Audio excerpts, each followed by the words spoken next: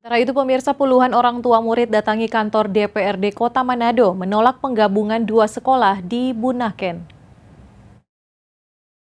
Kontroversi penggabungan dua sekolah di Kepulauan Bunaken kembali berlanjut setelah puluhan perwakilan orang tua murid mendatangi kantor DPRD Kota Manado.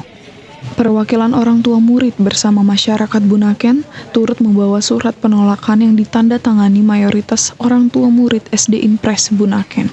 Orang tua murid menilai penggabungan ini terkesan dipaksakan, juga mempertanyakan alasan kenapa SD Impres yang harus dibongkar dan bergabung dengan SD 01 Bunaken bukan sebaliknya.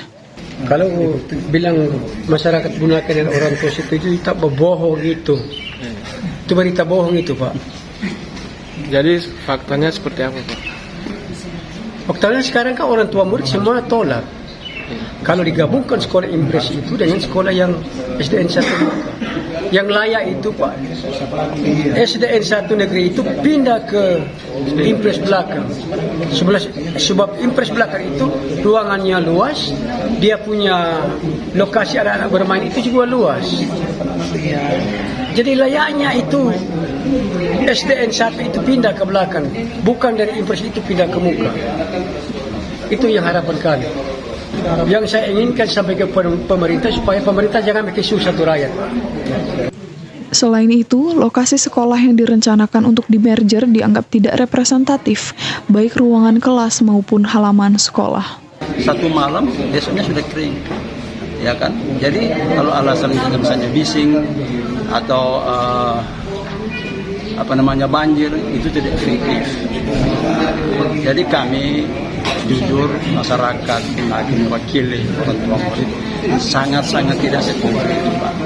Nah, kalaupun itu memang pemerintah, ya bolehlah kita supaya habis itu kan, mari kita duduk bersama, undang kepada orang tua murid, lapisan masyarakat, mari kita bicarakan secara baik-baik. Jangan tiba-tiba ada informasi bilang mau ditutup, itu kan bisa pengaruh ke anak-anak sekolah.